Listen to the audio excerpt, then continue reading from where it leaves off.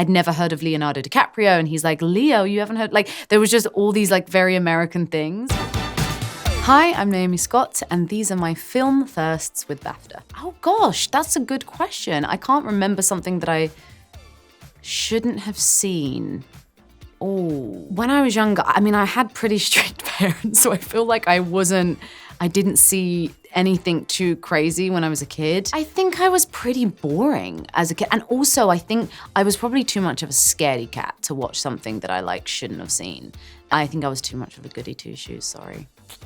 Oh yeah, gosh, I can't imagine seeing this movie at a young age. That's just not, please don't do that.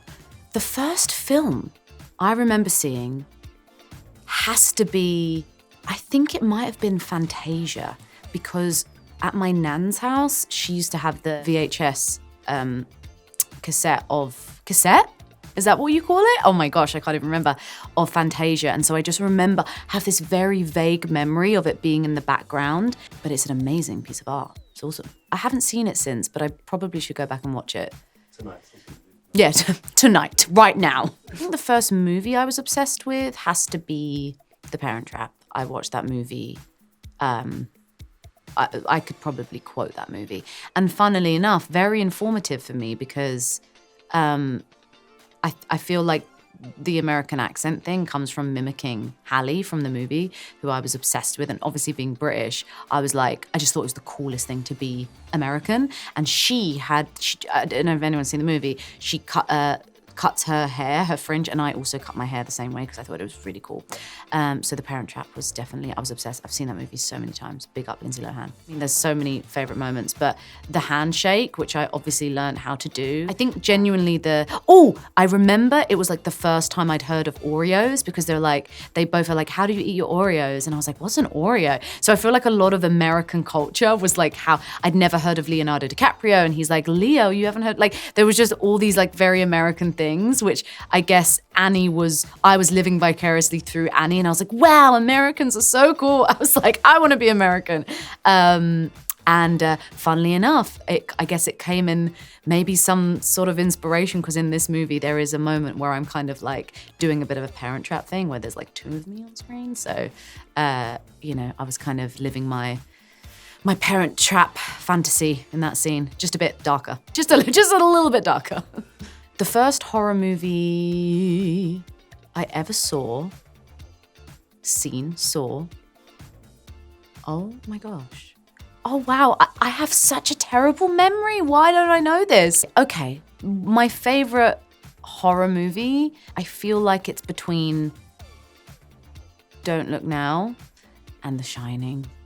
Classics. There is a TV show that is always my go-to when I want to like relax and chill out, and it is The Great British Bake Off, because what is better than watching sweet British people bake? I don't know, you tell me. There's nothing better. And I always have to watch it whilst eating a sweet treat, because I always just get so like I need something sweet, because it's very tempting when you're watching all of those yummy bakes. So that's my go-to. That's what I love watching. Maybe watch Bake Off after Smile 2. That's a vibe. That's a good combo, I'd say. Yeah.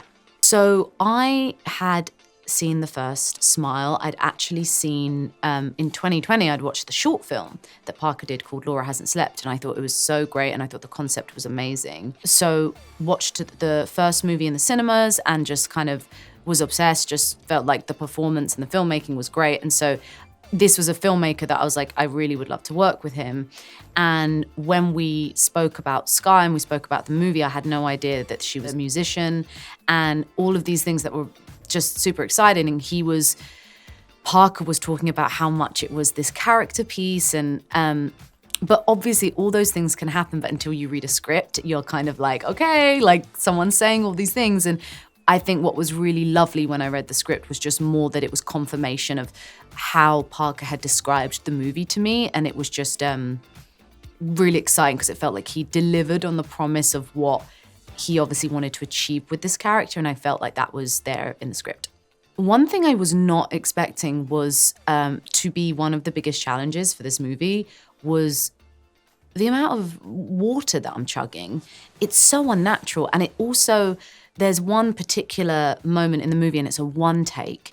And at the beginning of it, I chug a whole bottle of Voss water. Chugging a whole bottle of water, like it kind of hurts. Like it makes your tummy hurt, and you feel like I was burping all over the place.